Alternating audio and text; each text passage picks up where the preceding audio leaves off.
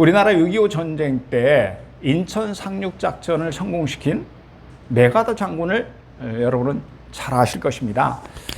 2015년 5월 12일 스위스 경매 시장에서 이분의 시계가 당시의 시가로 8,186만 원에 낙찰되었습니다. 예상가를 7배나 뛰어넘는 높은 그런 금액이었습니다. 그렇습니다. 이처럼 어떤 물건이 누구의 소유냐, 누구 것이냐에 따라서 그 가치가 달라지게 됩니다. 별것 아닌 것 같은데 그것이 유명인의 것이라고 한다면 가격은 할 높이 치솟아 오릅니다. 오늘 우리 함께 읽은 본문은 3주차 우리에게 주시는 정체성에 대한 말씀입니다. 우리가 누구의 소유인지를 말씀합니다. 여러분, 오늘 본문인 우리 그리스도인이 누구라고 말씀하나요? 우리는 하나님의 소유입니다. 그러나 너희는 택하신 족속이요 왕같은 제사장들이요 거룩한 나라요 그의 소유가 된 백성이. 너희는 물론 1차적으로는 이스라엘 백성들을 말씀하고 있지만 영적인 이스라엘은 저와 여러분을 가리키죠. 그의 소유가 된 백성이니, 이렇게 말씀합니다. 우리가 그의 소유된 백성이라고 말씀합니다. 저와 여러분이 하나님의 소유가 된 백성이라는 것이죠. 그러니까 우리는 하나님의 백성이면서 그분의 소유가 된 사람들이라는 그런 의미입니다. 여기서 우리는 소유라는 단어에 유의할 필요가 있습니다. 하나님의 소유라는 말은 하나님의 것이라는 뜻입니다. 그렇죠? 하나님에게 소속된 자라는 의미입니다. 여러분, 소를 키우는 농장에서 주인은 소 귀에다가 구멍을 뚫어서 인식표를 매달아 줍니다. 또한 소 귀에 불도장을 찍어서 자신의 소유라는 표시를 합니다. 그래서 혹시 누가 소를 훔쳐가더라도 나중에 인식표를 보면 금방 알아보게 됩니다. 이처럼 소의 주인은 소의 귀에다가 자신의 소유라는 표시를 해둡니다. 이 소는 내 것이다 라고 선언하는 것입니다. 그런데 우리의 주인이신 하나님께서는 저와 여러분이 당신의 소유가 된 표식을 해놓으셨다고 말씀합니다. 우리가 당신의 소유에게 도장을 찍어 놓으셨다고 말씀합니다. 보실까요? 그 안에서 너희도 진리의 말씀 곧 너희의 구원의 복음을 듣고 그 안에서 또한 믿어서 약속의 성령으로 인치심을 받았으니. 복음을 듣고 믿어서 약속의 성령으로 인치심을 받았으니, 이렇게 말씀합니다. 약속의 성령으로 인치심을 받았으니, 하나님의 영이신 성령님의 인을, 도장을 우리에게 찍어 놓으셨다고 합니다. 그래서 너는 내 소유다, 너는 내 백성이다 라는 표시로 성령의 도장을 찍어 놓으셨다는 그런 말씀입니다. 늙은 자와 젊은 자와 처녀와 어린이와 여자를 다 죽이되 이마에 표 있는 자에게는 가까이 하지 말라. 에스겔 9장 6절의 말씀입니다. 하나님께서 당신을 섬겨야 될 이스라엘 백성들이 우상을 섬기고 있을 때에 에스겔 선지자에게 주신 심판의 말씀입니다.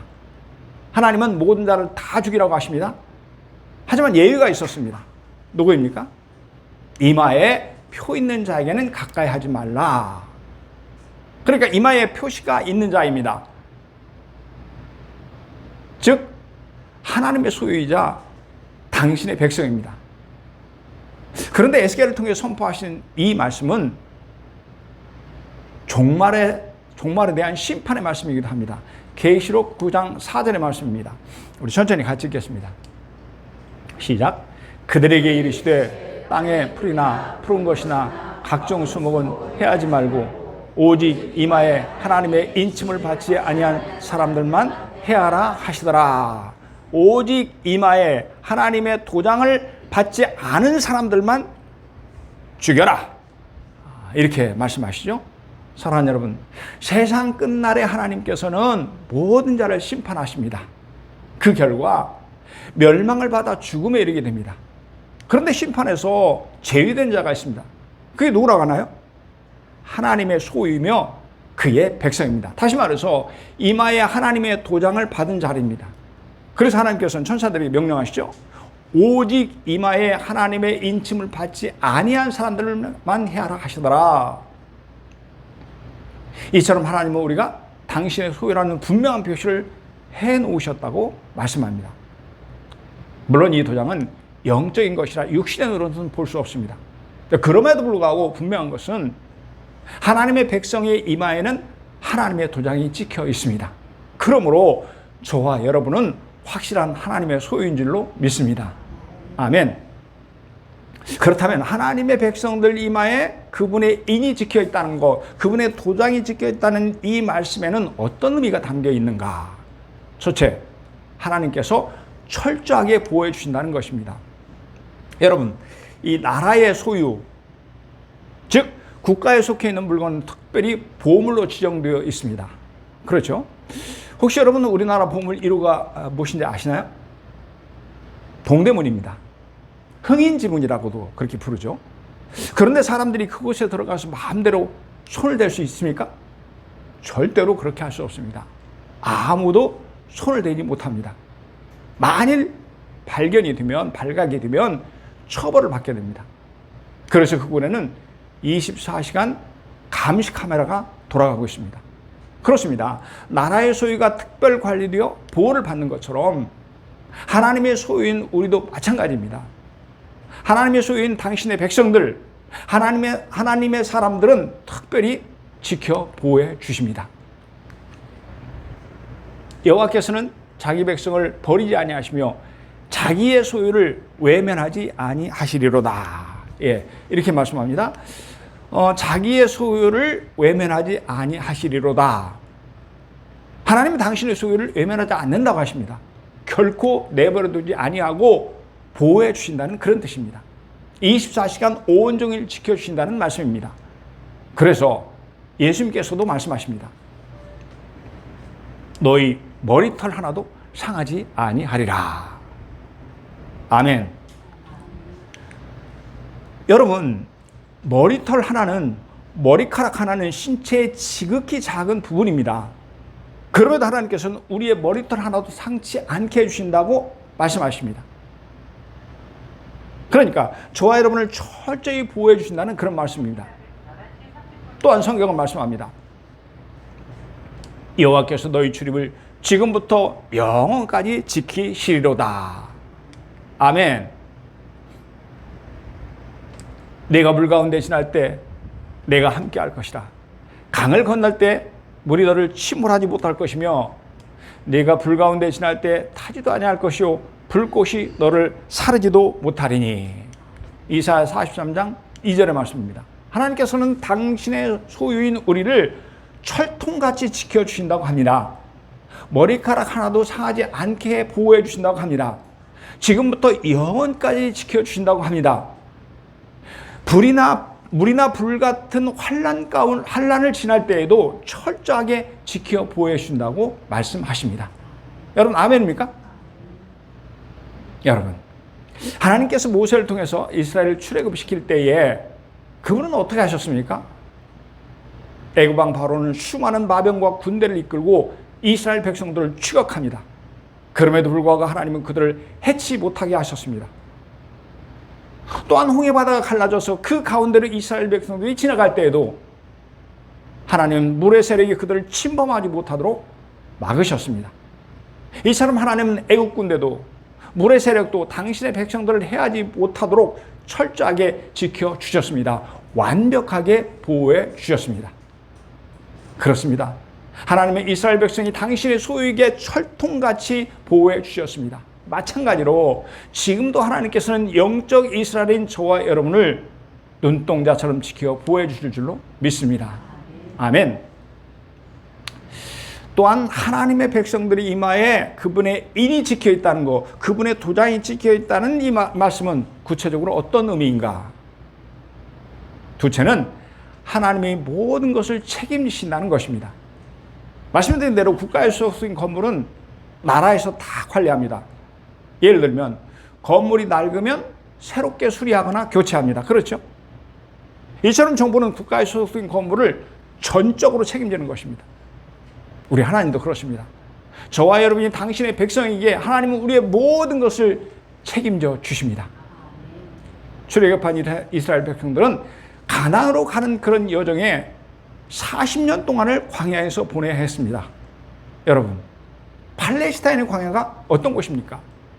먹을 것, 입을 것이 턱없이 부족한 것입니다. 그리고 당시 학자들이 주장을 보면 그때 이스라엘 백성들이 200여 명, 넉넉하게 200여만 명이 훨씬 넘었을 거라고 그렇게 예상을 합니다. 마실 물도 없습니다. 그저 낮에는 찌른 듯한 불볕더위와 밤에는 살을 깊숙이 파고드는 추위가 있을 뿐입니다. 또한 광야는 가도 끝이 없는 허허벌판입니다.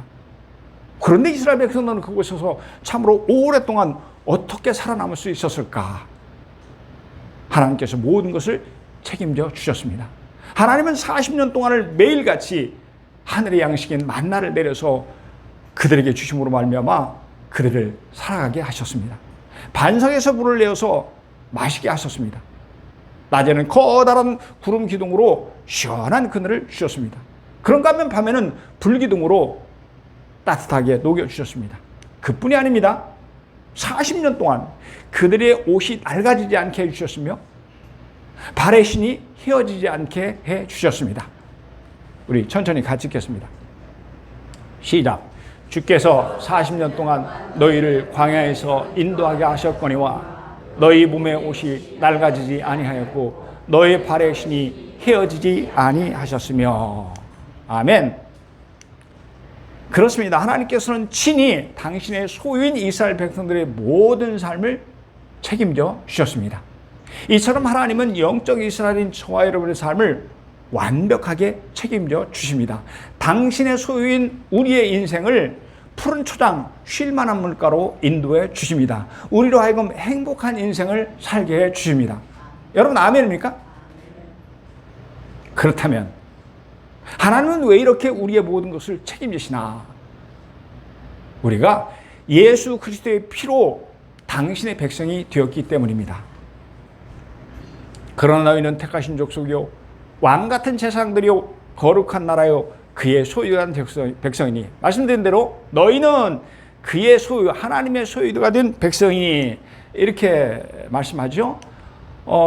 이 구절에서 소유라는 그런 원어는 페리포에시스라는 그런 그 원어인데, 이 단어에는 얻음 또는 획득이라는 그런 뜻이 있습니다. 사랑하는 여러분, 우리 모두는 하나님의 백성이 되기 전에 사탄의 왕국, 어둠의 왕국, 사망의 왕국에 있었습니다. 그래서 우리는 진노의 자녀였고 마귀의 자녀였으며 어둠의 자녀였습니다. 그런데 예수님께서 친히 십자가에서 핏값을 지불하시고 우리를 획득하여 하나님의 소유로 삼아 주셨습니다. 그렇습니다. 우리가 하나님의 소유가 된 백성이 된 것은 결코 우연이 아닙니다. 우리가 하나님의 사람들이 된 것은 어쩌다가 된 것이 아닙니다. 거기에는 엄청난 희생의 대가가 있었습니다. 고귀한 예수님의 핏값이 있었습니다. 백성들을 사랑했던 어떤 왕이 하루는 현인들을 모아놓고 명령합니다. 그대들은 모든 백성이 다 잘 살 수 있는 성공 비결을 적어오너라. 그러자 현인들은 열심히 연구하고 토론해서 백성들이 다 잘 살 수 있는 비결을 12권의 책에 기록해서 왕에게 바쳤습니다. 하지만 왕은 12권이나 되는 책을 모든 백성들이 어떻게 다 읽을 수 있겠는가? 그러니 간단하게 줄여오너라. 현인들은 그것을 6권으로 줄였다가 그것도 거절당하자 또 2권으로 대폭 줄였습니다. 그럼에도 불구하고 왕은 그래도 길다가고 마침내 1권으로 줄이게 했습니다. 하지만 왕은 그것도 길다 해서 더 줄여오라고 명령합니다. 현인들은 그 1권의 책 중에서 가장 중요한 부분을 간추려서 1페이지로 요약했습니다. 그럼에도 불구하고 왕은 고개를 옆으로 저으면서 못마땅해 합니다. 현인들은 마침내 그 중에서 가장 핵심적인 부분을 적어서 왕에게 바쳤습니다. 그제서야 왕은 그래 바로 그거야 하면서 흡족했다고 합니다. 여러분, 그 한마디가 무엇이었을까요? 백성들이 다 같이 잘 사는 비결, 그것은 공짜는 없다는 말이었습니다. 그러니까 세상에는 공짜가 없다는 그런 뜻이죠. 그렇습니다, 여러분. 우리가 구원을 받은 것은 결코 공짜가 아닙니다. 우리가 하나님의 소유된 것은 결코 거저가 아닙니다. 우리가 하나님의 백성이 된 것, 그것은 하나님의 사람, 우리가 하나님의 사람이 있는 것, 그것은 결코 우연이 아닙니다. 물론 우리는 구원을 공짜로 받았습니다. 그래서 우리는 천국에서 살게 되었습니다. 하지만 거기에는 엄청난 희생이 있었습니다. 예수 그리스도의 보혈의 십자가가 있었습니다. 너희가 알거니와 너희 조상이 물려준 헛된 행실에서 대속함을 받은 것은, 우리 천천히 같이 읽겠습니다. 시작. 은이나 금같이 없어질 것으로 된 것이 아니요 오직 흠없고 점없는 어린 양 같은 그리스도의 보배로운 피로 된 것이니라. 아멘. 베드로전서 1장 18절 19절의 말씀입니다. 우리가 구원함을 받은 대가가 뭐라고 하나요? 우리는 무엇 때문에 하나님의 백성이 되고 하나님의 사람이 되었다고 하나요? 우리가 하나님의 소유가 된 이유가 무엇이라고 말씀하나요?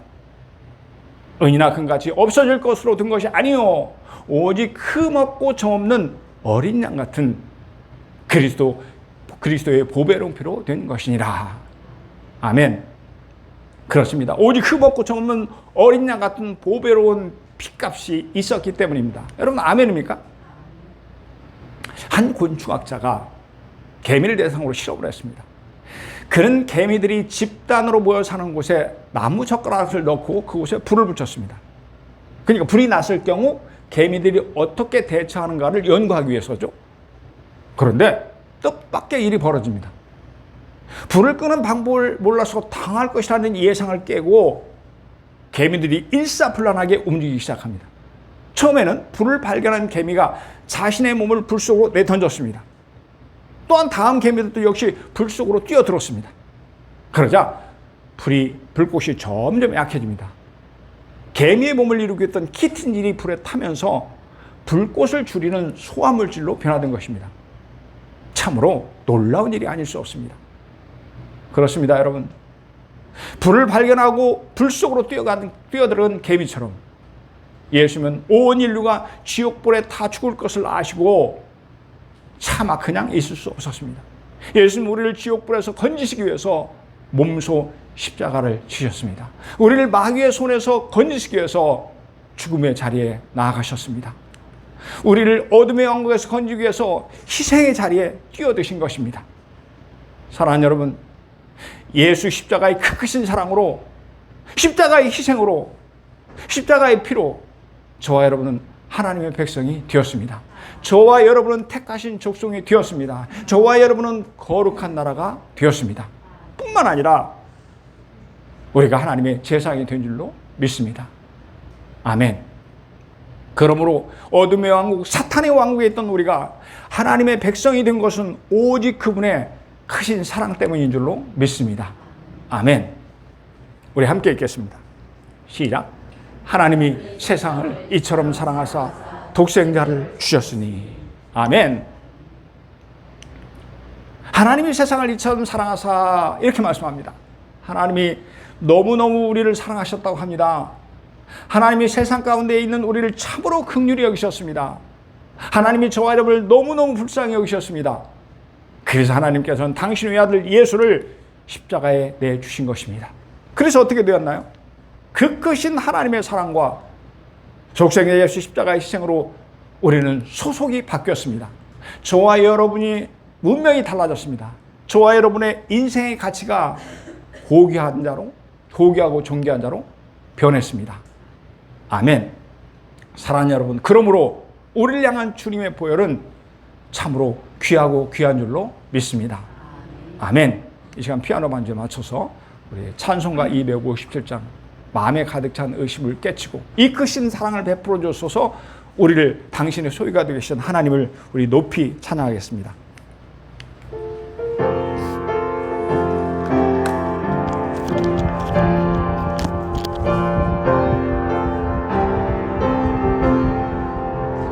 마음에 가득 찬 의심을 깨치고 지극히 화평한 몸으로 찬송을 부르는 어린 양 예수의 그 속죄함 속죄함 주 예수 내 죄를 속했네 할렐루야 소리를 아파요 함께 찬송하세 그 피로 속죄함 얻었네 금이나 은같이 없어질 보배로 속죄함 받은 것 아니요 거룩한 하나님 어린 양 예수의 그 피로 속죄함 얻은 아멘 속죄함 속죄함 주 예수 내 죄를 속했네 할렐루야 소리를 아파요 함께 찬송하세 그 피로 속죄함 얻었네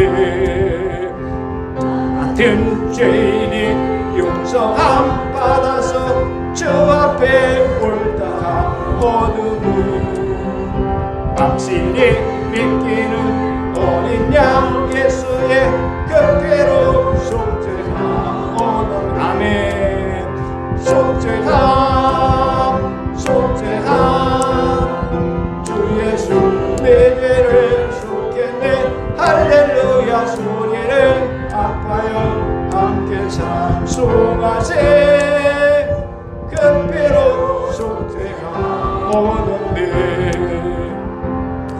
거룩한 천국에 올라간 후에도 넘치는 은혜의 찬송을 아멘 기쁘게 부르는 어린 양 예수의 그 피로 속죄함 얻었네 속죄함 속죄함 주 예수 내 죄를 속했네 할렐루야 소리를 아파요 함께 찬송하세 그 피로 속죄함 얻었네 아멘 사랑하는 여러분 우리가 하나님의 소유가 된 것은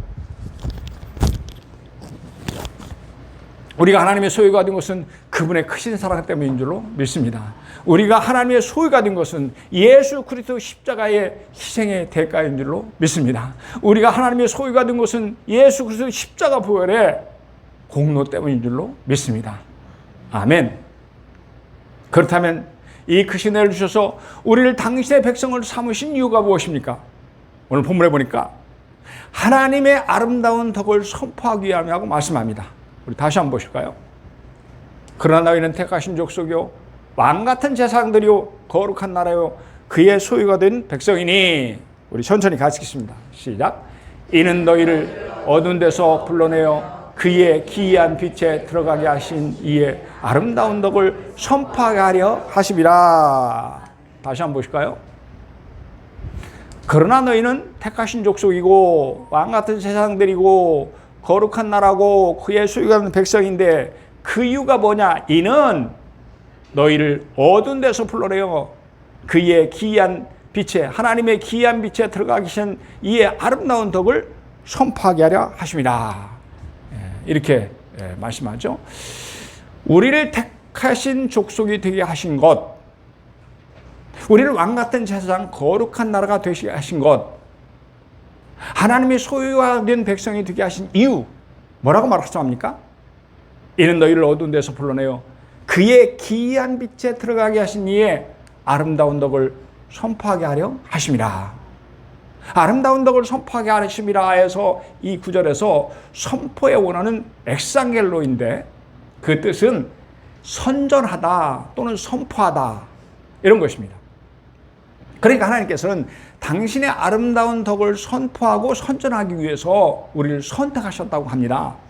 그래서 우리를 제사장으로 삼으셨다고 합니다. 그래서 우리를 당신의 소유로 삼으셨다고 말씀합니다.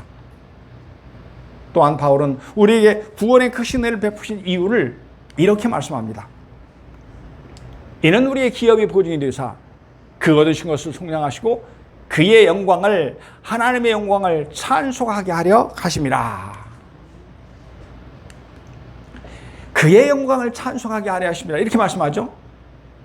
하나님께서 우리에게 찬송과 영광을 받으시려고 어둠의 신분에서 빛의 신분으로 바꿔놓으셨다고 말씀합니다. 그렇습니다, 여러분. 하나님께서는 우리를 수많은 사람 가운데서 고르고 골라서 선택하신 줄로 믿습니다. 하나님이 우리를 당신의 제사장으로 삼아 주신 줄로 믿습니다. 하나님이 우리를 예수 그리스도의 핏값을 주고 당신의 소유로 삼아 주신 줄로 믿습니다. 그리고 그렇게 하신 이유는 기이한 빛에 들어가게 하신 하나님의 아름다운 덕을 선포하게 하십니다. 이렇게 말씀합니다. 아멘. 말씀을 정리합니다. 사랑하는 여러분, 그리스도 안에 있는 우리가 누구입니까? 우리의 정체성이 무엇입니까? 우리는 하나님의 택하신 족속입니다. 우리는 하나님의 제사장입니다. 우리는 하나님의 소유된 백성입니다. 사랑하는 성도 여러분, 그러므로 수많은 사람 가운데서 하나님의 소유인 그분의 백성이 된 것을 인해서 하나님을 높이 찬양하시기를 바랍니다. 가는 곳마다 이 아름다운 복음을 선포하는 우리 모두가 되시기를 주님의 이름으로 축복합니다. 아멘.